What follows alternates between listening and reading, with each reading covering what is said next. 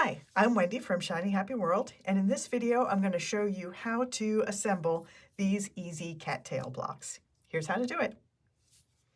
Alright, this is the video showing you how to assemble the cattail block if you are using a light box. And so I will show you, I've got all of my pieces prepared, and let's talk about my light box setup. So I have my light box, I have it turned on as bright as it'll go. On top of that, I have a tempered glass cutting board. This is completely optional. I only use it because my ironing board is a long way from where I record videos, and this allows me to fuse right on top of my light box without having to move anything or carry it down a long hallway. So then I've got my placement guide on top of that, and then I have a clear silicone sheet. So I've got two different cattails in the pattern that lean in different directions. And what we're working on here is the one that's just a cattail with two leaves, and it is the one with the letters marking the pieces instead of the numbers. So all of the pieces are prepared. So I've printed the templates onto the paper side of paper-backed fusible adhesive. I use Heat and Bond Light for all of my quilts. And then I roughly cut around each piece. I left a little bit of extra, fused it to the wrong side of the fabric, the back side of the fabric, and then I did a nice clean cut on the solid lines around each piece.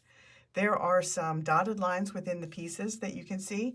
You can ignore all of those. Those are placement guides for people who are not using a light box.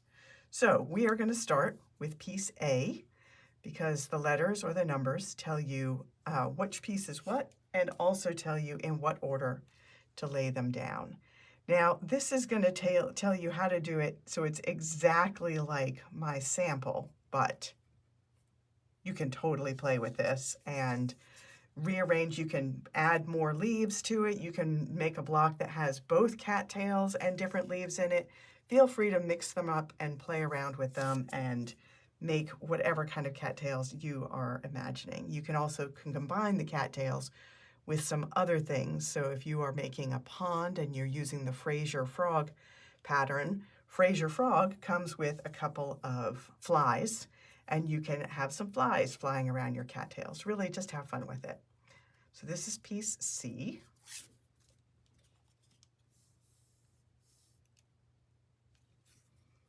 And you can tell this is a very, very simple design.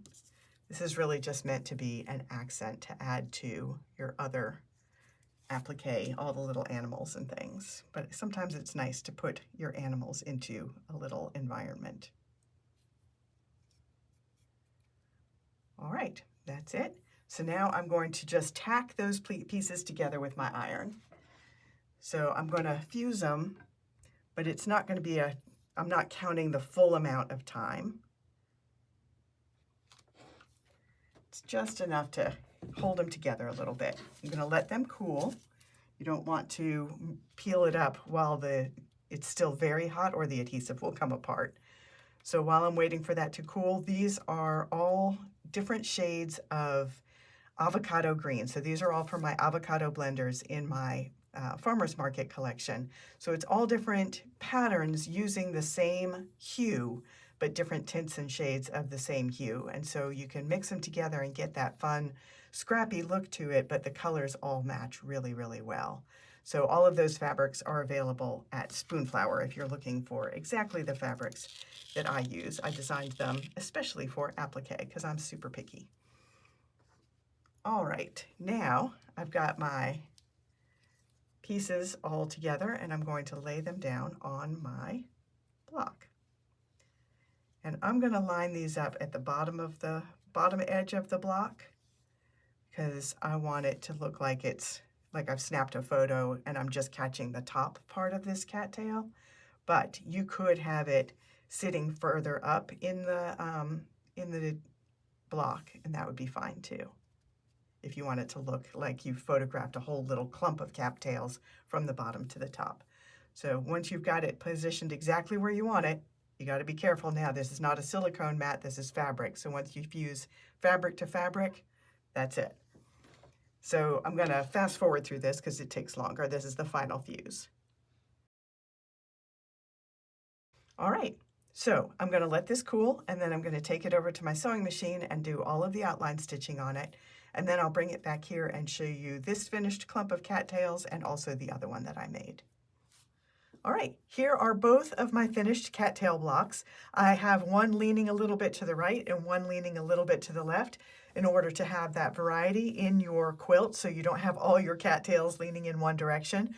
But I do want to just remind you that you can mix and match all of the pieces here to make a lot more clusters of cattails if you want that all look a little bit different.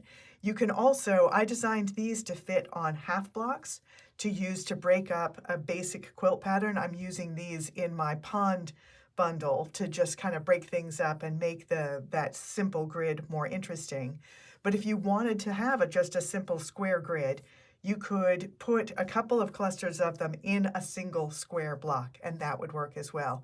You could even do a double-size wide block and do a whole bunch of cattails. You could do a whole row all the way across the quilt just of cattails. So have fun playing with this. You can get it at shinyhappyworld.com. I'm Wendy, and I will see you next time.